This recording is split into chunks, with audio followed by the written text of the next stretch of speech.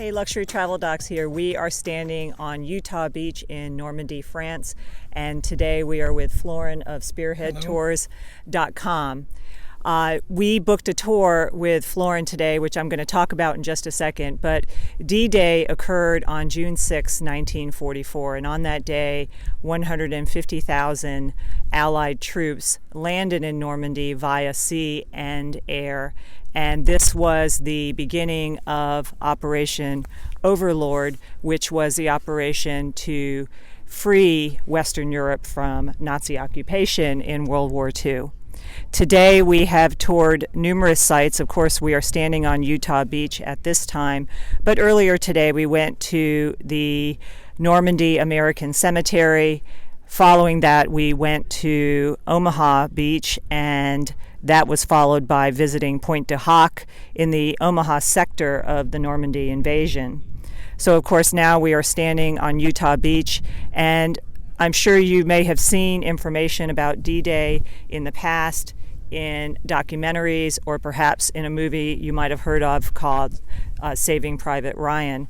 In that movie, Steven Spielberg immortalized what happened on D-Day, but it was also a dramatization. So I have to say how wonderful it has been today to actually experience the sites where those brave souls landed and secured our freedom, essentially. So we have really enjoyed this day, and Florin is spectacular. He has more knowledge than anyone I've ever met about what happened here and about World War II. So, Florin, if there's something that you would like to say about Normandy and its involvement with D-Day, and you wanted the public to know that, what would it be?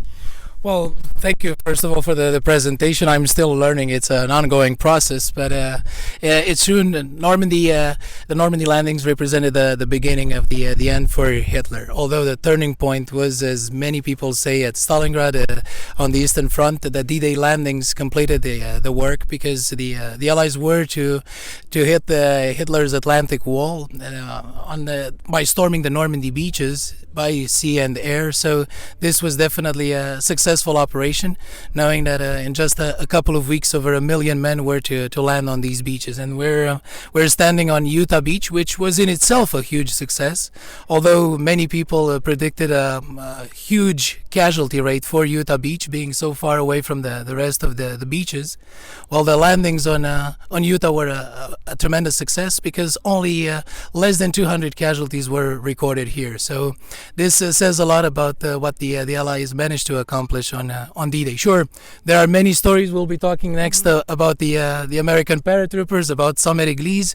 So a lot of iconic spots, but Utah in itself is an important landmark. Thank you. All right.